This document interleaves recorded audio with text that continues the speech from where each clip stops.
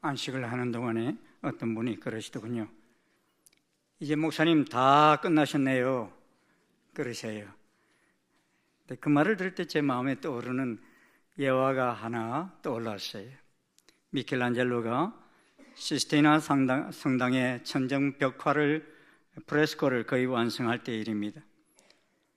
그가 수차례 반복된 마무리 작업을 하고는 계속 천장을 응시하며 그 자리를 맴돌고 있을 때에 그 조수 한 사람이 한 말입니다. 선생님, 이제 다 끝났습니다. 다 끝나지 않았어요? 이때 미켈란젤로가 말합니다. 내 눈에는 끝났는데 주님 눈에 보시기에 어떨런지. 그러면서 고백하는 모습을 봅니다. 지금 제 심정이 그렇습니다. 31년간 일산중심교회를 담임하면서 이제 사역의 끝이 보이는 지점까지 달려왔는데 주님이 뭘 하실까 하는 생각이 떠오를 때면 왠지 잘했다 하는 칭찬보다는 책망하실 말씀은 없을까 하는 마음이 앞섭니다. 그런 속에서 제 마음에는 결단하는 마음이 생겨납니다. 지금까지 여기까지 달려올 수 있는 것을 감사하며 한없이 부족함에도 불구하고 주의 종의 길을 걸어가게 하신 분이 예수님이시기에 나를 택하여 세우신 그분 앞에 설 때에 그 사명을 다 하였는지 되돌아보는 시간이 되고자 합니다. 그리고 오늘 본문의 말씀이 유독 제 마음을 사로잡습니다. 에스라서는 역대 하서를 이어받아 하나님께서 이스라엘 백성을 70년간 바벨론 포로 생활 후에 약속의 땅 가나안으로 돌아오게 하시겠다는 약속을 어떻게 성취하셨는가를 보여주고 있습니다. 첫 번째 귀환은 스룹바벨의 인도 아래 49,897명이 돌아와 성전을 재건하는 내용으로 에스라서 1장부터 6장까지가 기록되어 있고, 두 번째 귀환은 첫 번째 귀환 58년 후에 에스라의 영도 아래 1754명이 귀환하여 영적 상태를 회복시키는 것을 에스라 7장에서부터 10장까지 기록하고 있습니다. 이 두 귀환 사이에 우리가 잘 아는 한 여성이 왕비로서 활동했어요. 누군지 아세요? 에스더예요. 에스더가 페르시아 왕비로 살았던 때입니다.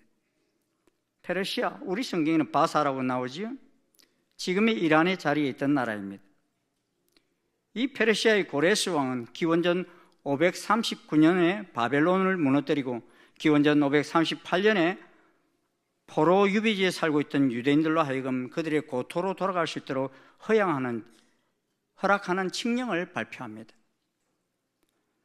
그런데 고레스보다도 2세기나 전에 활동했던 이사야 선지자는 이 고레스라는 인물이 등장하여 성전을 재건하게 될 것을 예언하고 있습니다. 이사야 44장 28절에 보면 이런 말씀이 예언되어 있습니다. 우리 한번 같이 읽겠습니다. 시작. 고레스에 대하여는 이르기를 내 목자라 그가 나의 모든 기쁨을 성취하리라 하며, 예루살렘에 대하여는 이르기를 중건되리라 하며, 성전에 대하여는 내 기초가 놓여지리라 하는 자니라. 아직 고레스가 태어나지도 않았을 때 이런 예언이 주어졌어요. 그리고 고레스는 아마 이미 자기 이름이 기록되어 있는 이사야서를 읽고 거기에 따라 반응을 보였을 수도 있다고 보는 학자도 있습니다. 그런데 포로로 잡혀온 이스라엘 백성들에게 돌아가도 된다고 했을 때 아마 200~300만 명 정도는 되었을 바벨론 유대인들 가운데 단지 5만 명 정도만이 이 기회를 받아들이기로 결정합니다. 가장 헌신된 자들만이 바벨론에서의 상대적으로 안락한 생활을 떠나 1450km의 먼 여정을 통해 고국으로 돌아가 파괴된 성전과 성읍을 재건하는 어려움을 감수하겠다고 결단하는 것입니다. 그런데 고레스 왕으로부터 유다 총독으로 지명된 다윗 왕의 직계손이었던 스룹바벨과 함께 예루살렘으로 귀환한 자들은 주로 유다 지파가 중심이 되었고, 레위 지파 사람들과 다른 10지파 사람들도 함께 귀환하였습니다. 이를 어떻게 알 수 있습니까? 2장 1절을 함께 읽어보시겠습니다. 시작. 옛적에 바벨론 왕 느부갓네살에게 사로잡혀 바벨론으로 갔던 자들의 자손들 중에서 노임을 받고 예루살렘과 유다도로 돌아와 각기 각자의 성읍으로 돌아간 자. 이러한 언급을 하면서 2절부터 스룹바벨을 시작으로 많은 인명들이 계속 열거됩니다. 아마 많은 분들이 성경 읽다가 이 족속들의 이름을 읽다가 그냥 포기해버리는 경우들도 많은데, 여러분 오늘 제가 다 읽지 않았어요. 여러분들이 집에서 한번 읽어보실 수 있기를 바랍니다. 2장 1절에 이어서 2절을 보면은 같이 한번 읽어보시겠습니다. 시작. 곧 스룹바벨과 예수아와 느헤미야와 스라야와 르엘라야와 모르드게와 빌산과 미스발과 비그웨와 러훔과 바하나 등과 함께 나온 이스라엘 백성의 명수가 이러하니.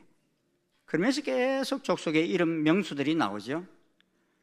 그런데 여러분 이렇게 읽다 보면요, 그래도 이 이름들 가운데 낯설지 않은 이름이 등장해요. 어떤 이름이 등장해요? 모르드게. 예, 모르드게가 누굽니까? 에스더의 사촌 오빠이자 양부인 모르드게입니다. 학자들은 이 모르드게가 그와 같은, 에스더에 나오는 같은 인물로서 이스라엘에 갔다가 에스더의 보호자로 돌아왔다는 견해가 있고, 또 다른 학자들은 이는 동명이인이라는 견해도 있습니다. 근데 이 성경이 기록될 당시에 동시대 사람이라는 차원에서 보면은 같은 사람일 수 가능성이 상당히 높은 것을 우리가 볼 수 있죠. 지도자였고. 하지만 이 에스라서에서 발견할 수 있는, 하여간 우리가 이를 증명할 방법은 없어요. 그 사람인지 아닌지 천국 가셨으면 여러분 여쭤보시면 됩니다. 하지만 이 에스라서에서 발견할 수 있는 중요한 사항은 다윗의 후손을 끊어지지 않게 하시겠다는 하나님의 약속이 계속적으로 성취되고 있음을 보여줍니다. 여러분, 이 장에서 제일 먼저 언급되는 인물이 누굽니까? 스룹바벨이라는 인물이 등장하죠. 이 스룹바벨이 누구입니까? 누구의 자손입니까? 마태복음 1장 12절 13절을 보면 유다 지파 다윗의 직계 자손인 것을 보게 됩니다. 스룹바벨은 유다 왕국 18대 왕인 여호야김 왕의 아들 여호야긴이라고도 하죠. 유다 왕국 19대 왕인 여고냐의 손자로서 메시아 계보상에 있는 사람인 것입니다. 또 돌아온 사람들 가운데에는 21절을 보면요, 베들레헴 사람이 123명이요 라고 기록되어 있습니다. 베들레헴도 좀 반가운 지명이죠. 예. 그리스도는 바벨론에 남아있는 사람들 속에서 태어나시는 것이 아니라 이때 돌아온 유다 베들레헴 사람들의 후손으로 태어나시는 것입니다. 그래서 예수님의 육신의 아버지 역할을 한 요셉이 이 유다 지파였기에 갈릴리 나사렛에서 살다가 출생지 주민신고를 하기 위해서 베들레헴에 갔다가 예수님을 출산하였다고 누가복음 2장 4절은 말씀하고 있는 것입니다. 그러므로 이스라엘 백성들이 바벨론으로 갔다가 돌아왔다는 의미가 무엇입니까? 하나님께서는 죄 가운데 있던 이스라엘 향하신 용서와 회복을 예표하는 것입니다. 70년간의 포로 생활에서 귀하는 그들의 죄를 용서하셨다는 의미입니다. 그러기 에스라 2장에 기록된 많은 족속의 이름과 그 자손의 숫자는 많은 이스라엘 백성들 가운데 조상들이 전해준 말씀을 믿음으로 그 용서의 언약을 성취될 것을 내다보고 돌아온 족속의 숫자인 것입니다. 그 돌아온 족속 속에서 하나님의 위대한 언약들이 성취되었던 것입니다. 사랑하는 충신성도 여러분, 저는 이제 사역을 내려놓을 때가 다 되었습니다. 그런데 공교롭게도 또 나이가 딱 70이에요 올해. 예. 하지만 제 사역을 내려놓는 것과는 상관없이 반드시 성취하게 될 하나님 말씀이 있습니다. 우리가 이 땅이 본향이 아니라 하나님이 예비해 놓으신 본향이 있기에 그곳으로 도로 돌아갈 그날이 반드시 있다는 것입니다. 믿으십니까, 여러분? 그런데 그날의 생명책에 뭐라고 기록될 것 같습니까? 구영철 자손이 2172명이요 이렇게 될 것 같습니까? 아니면은 구영철 자손은 보이지 아니하나니 이렇게 될 것 같습니까? 제가 일부 설교하고서 어떤 분들이 면담을 왔는데, 목사님, 우리 애들이 신앙생활을 잘 안 해서 제가 걱정입니다. 그래요. 그 무슨 말이에요? 생명책에 자기 이름을 말했는데 자기 자식들 이름조차 기록이 안 될 것 같은 마음 때문에 일부 설교를 듣고서 상당히 마음에 부담을 가지고 와서 이야기하는 것을 듣습니다. 하나님의 언약의 말씀, 70년이 지나면 돌아가리라 하신 말씀을 바벨론 땅에 잡혀와 살면서도 부지런히 그 자손들에게 가르친 백성들은 많은 후손들이 그 대열에 서게 되었습니다. 그러기에 바벨론에서 노임을 받아 저마다 고향 땅인 예루살렘과 유다로 돌아왔다고 기록하고 있습니다. 그런데 12지파 가운데 유다 지파가 눈에 띕니다. 이는 12지파 가운데 유다 지파가 그들의 후손들에게 하나님의 언약을 가장 힘있게 전달했다는 것입니다. 그래서 마태복음 1장에서도 보면요, 아브라함과 다윗의 자손 예수 그리스도의 계보라 하면서 시작하는데, 특별히 야곱의 아들이 몇 명입니까, 여러분? 야곱의 아들이 12명인데 그 12명 가운데 예수님 족보에 나타나는 야곱의 아들의 이름이 있어요, 없어요? 있어요. 몇 명이나 될까요? 한 명. 누굴까요? 유다밖에 없어요. 마태복음 1장 2절입니다. 우리 한번 같이 읽겠습니다. 시작. 아브라함이 이삭을 낳고 이삭은 야곱을 낳고 야곱은 유다와 그의 형제들을 낳고 유다는 다말에게서 베레스와 세라를 낳고 베레스는 헤스론을 낳고 6절입니다. 이새는 다윗 왕을 낳으니라. 야곱은 마리아의 남편 요셉을 낳았으니 마리아에게서 그리스도라 칭하는 예수가 나시니라. 저 야곱은 아브라함의 아들이 아닌 후세의 야곱입니다. 그 야곱은 마리아의 남편 요셉을 낳았다 그랬죠. 그런데 요셉의 아버지도 이름이 야곱이었어요. 사랑하는 여러분, 이르되 주 예수를 믿으라 그리하면 너와 내 집이 구원을 받으리라 하셨습니다. 이 말씀을 믿으십니까? 주님이 다시 오실 것도 믿으신다면 우리 자손들에게도 부지런히 가르쳐 지키게 해야 할 것입니다. 그리할 때 주님 다시 오실 때 우리 자손들 중에 많은 사람들이 주님을 맞이하는 복된 대열에 서게 될 것입니다. 우리 한번 이렇게 외쳐보십시다. 자기 이름을 부르고 자손이라는 이름을 그 뒤에 붙인 다음에 구영철 자손은 몇 명이요? 이렇게 한번 외쳐보겠습니다. 시작. 제 이름 부르지 마시고 여러분 이름 부르라고요. 시작. 구영철 자손은 000명이요. 오늘 주님이 오신다면 저는 9명이요. 이렇게 말할 수 있겠죠. 그런데 제 이후로도 계속 주님 언제 오실지 모르기에 그 자손들이 몇 명이나 될지는 모르겠어요. 주님 다시 오실 때까지 우리 자손이 몇 명이 될지는 모르지만 그들이 생명책에 기록되기를 소원합니다. 그리고 이제 바벨론 포로로 잡혀가 있는 이스라엘 백성들을 향한 본국으로 귀환 명령과 바벨론 포로에서 돌아온 귀환 자들의 명단과 수요가 주는 의미가 무엇입니까? 사실상 그 당시 이스라엘 백성들에게 있어서 이 지파의 이름과 숫자의 의미는 하나님의 언약을 기억하며 돌아온 사람들의 지파와 숫자라는 것입니다.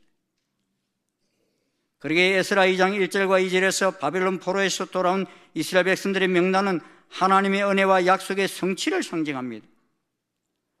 사실상 70년이라는 세월은 완전히 세대가 거의 다 바뀐 상황입니다. 그 당시에는 지금처럼 그렇게 오래 살지 못합니다. 그러니 바벨론으로 잡혀갔던 사람들 1세대는 거의 다 죽은 상태입니다. 그리고 그 당시 이스라엘 땅과 바벨론과의 문화의 차이는 하늘하고 땅 차이입니다. 그 당시 바벨론은 세상 제1의 국가였습니다. 그런데 돌아오는 세대에 선 사람들이 누구입니까? 언약을 마음에 새기고 그날이 오기를 사모하며 기다린 사람들입니다. 그들은 이제 돌아가면 고생스러운 고향 땅이지만 하나님이 축복하신 약속의 땅을 믿고 돌아온 사람들입니다. 그리고 무너진 하나님의 성전이 다시 세워질 수 있는 언약의 땅이기에 그들은 예루살렘으로 돌아간 것입니다. 이것이 왜 은혜입니까? 하나님은 우리에게 빚진 것이 없습니다. 사실 우리가 가진 모든 것은 은혜를 통해 주어진 것으로 받을 자격도 없고 뭘 받기 위해 수고하지도 않았습니다. 그런데 하나님은 우리 각자에게 우리가 청한 적도 없고 미리 주문한 적도 없는 수많은 것을 주셨습니다. 노예에서 해방시켜 주셨죠. 나라를 되찾게 하셨고 자자손손 대를 이어 하나님을 예배할 수 있는 성전이 회복되게 하셨습니다. 그러므로 감사함으로 가나안으로 돌아간 사람들입니다. 감사함으로 나아갈 수 있는 사람은 어떤 사람입니까? 감사는 하나님으로부터 주어진 이 약속을 알아보는 깨달음이 있는 자만이 감사할 수 있습니다. 베풀어 주신 그 은혜를 인정하고 하나님에 대한 경외감이 있는 사람만이 감사할 수 있습니다. 존 파이퍼는 말합니다. 만약 우리의 감사가 선물에 앞서 하나님의 아름다움을 근거하고 있지 않다면 그것은 아마도 감사로 위장된 우상 숭배일 것이다 그랬습니다. 사실 성경에 은혜와 감사로 번역되어 있는 단어는 같은 헬라어 어원을 가지고 있습니다. 추수감사제를 맞으면서 우리에게 베푸신 하나님의 언약과 은혜가 가슴에 새겨져 있습니까? 이 하나님의 은혜를 깨닫지 못하는 사람은 나의 나됨을 원망하며 살 것이지만 언약을 깨닫고 돌아가는 사람은 회복의 은총을 누리게 되는 것입니다. 받은 바 은혜를 깨닫고 감사하는 마음으로 이 한 해를 마무리할 수 있기를 간절히 소원합니다. 에스라 2장 3절부터 35절까지 보면 돌아온 백성들의 명단이 쭉 나옵니다. 돌아오기는 하는데 어디로 돌아온 백성들입니까? 예루살렘이요 유다 땅이며 각기 각자의 성읍으로 돌아갔습니다. 예루살렘도 빼앗긴 성이요 유대 땅도 바벨론 군대에 무차피 짓밟혔던 땅입니다. 그리고 각자의 성읍 역시 다 무너졌던 것입니다. 그런데 그러한 땅이 다시 돌아왔다는 것은 이제 회복이 시작되었다는 말씀입니다. 그러기에 이 명단은 단순한 기록이 아니라 공동체의 회복을 위해 제일 앞장서서 돌아온 족속과 그 백성의 숫자입니다. 그러니 얼마나 자기 자손들의 이름이 기록된 것을 자랑스럽게 생각했겠습니까? 사람들이 예루살렘으로 돌아와 성전을 재건하고 예배를 회복했습니다. 예루살렘으로 돌아왔다는 것은 일반적인 의미 이상이 있습니다. 그동안 바벨론 땅에서 예배를 제대로 드릴 수 없던 삶의 종지부를 찍고 이제 하나님 앞에서 제대로 예배를 드릴 수 있는 회복의 시간이 돌아왔다는 것입니다. 사랑하는 충신 성도 여러분, 이제 2025년도도 마무리 단계에 접어들었습니다. 회복은 1월 달에만 하는 것이 아닙니다. 마무리를 잘 하는 것은 참으로 복된 삶입니다. 60평생을 잘 살았어도 마무리가 무너지는 삶은 끝이 아름답지 못한 삶입니다. 반대로 70평생을 힘들게 살았더라도 마지막이 아름답게 마무리되어진다면 그의 삶은 복된 삶이 될 것입니다. 주님이 다시 오실 때가 되면 양갈래길로 확연하게 갈라질 것입니다. 한편 사람은 불이 붙은 유리바다 건너편에서 모세의 노래를 부르며 하나님을 찬양하고 있지만 한편 사람들은 그 유리바다를 건너지 못하여 슬피 울며 이를 가는 사람들이 있을 것이라고 계시록은 말씀합니다. 우리 집안과 자손은 주님 다시 오셔서 거하시게 되는 새 예루살렘에서 하나님을 예배하는 자리에 한 사람도 낙오하지 아니하는 다 참여하는 대열에 서실 수 있기를 주의 이름으로 축원합니다. 그러기 위해서 우리 집안이 복음으로 회복되어야 할 가정들이 있을 것입니다. 나는 이렇게 신앙생활을 잘 하는데 내 남편, 내 아내는 함께하지 못하는 분들도 있을 것입니다. 내 자녀, 내 손주들은 하나님 앞에 나오지 못하고 오늘도 세상에서 방황하고 있는 이들도 있을 것입니다. 여러분, 천국은 자자손손 단체 환영이라는 것을 아십니까? 모르셔요? 하나님은 여러분 때문에 여러분의 자자손손도 다 하나님 백성 되기를 소원하십니다. 여러분뿐만 아니라 우리 자손들도 다 함께 새 예루살렘에 입성하기를 원하시는 것입니다. 그러면 오늘 본문을 보시면 새로운 시작과 헌신과 선택을 다짐합니다. 에스라 2장 36절부터 70절까지는 성전에서 예배에 필요한 제사장들과 레위 사람들과 노래하는 자들과 문지기의 자손들이 기록되어 있습니다. 그리고 이 예배 회복을 위해 준비와 헌금을 기록하고 있습니다. 이들은 먼 길을 왔음에도 불구하고 다시 성전을 건축하려고 예물을 기쁘게 드렸습니다. 그리고 힘자라는 대로 공사하는 금고에 예물을 올려드렸습니다. 그들이 드려진 양이 금이 6만 1,000 다릭이라고 했는데 이는 오늘날 무게 단위로 하면은 금이 약 512kg가 제공되었다. 예? 한 사람만 놀래네. 요새 금값이 비싼 줄 아시는 분이. 금을 돌같이 여기는 분들은 반응이 없는데. 또 은이 5천만 회라고 했습니다. 오늘날로 환산하면 약 2억 3천만 원 정도의 은이 들여졌다 그랬어요. 그리고 옷이 100벌이 지어졌는데 어떤 옷이냐면 제사장의 옷 100벌이 들여졌다 그랬어요. 이 제사장이 어디에서 사역하는 분입니까? 성전에서 사역하기 때문에 예배 회복을 위해서 사역하는 이분들의 옷을 100벌이 지어져서 바쳐졌다 그랬어요. 돌아온 백성들은 성전 재건을 위해 헌신하고 하나님의 집을 다시 회복하기 위해 힘썼습니다. 이는 그동안 제대로 예배드리지 못한 그들이 하나님을 예배하고자 하는 새로운 시작을 다짐하는 행위였습니다. 오늘 보면 에스라 2장에 기록된 가족들 중에 어떤 가족의 숫자는 느헤미야 7장의 기록과 다소 차이가 있습니다. 그 이유는 처음에 예루살렘으로 돌아가겠습니다 라고 해놓고 가지 않는 자손들이 생겨났다면 그런 경우에는 그들에게 속했던 가족의 숫자는 감소되어서 기록되었을 것입니다. 또 이와 반대로 처음에는 사양했던 자들이 후에 회개하고 갔을 경우에는 그 숫자가 증가해서 기록되었을 것입니다. 돌아온 사람들 중에 베들레헴 사람이라는 명칭의 사람들은 불과 123명뿐이었습니다. 베들레헴은 유다의 수천 성읍들 중에서도 작은 도성이었습니다. 그러나 거기에서 누가 탄생해요? 메시아가 탄생합니다. 이는 베들레헴 사람들의 작은 수였지만 언약을 믿고 돌아왔기에 언약이 성취될 수 있었다는 것입니다. 그들을 통해서.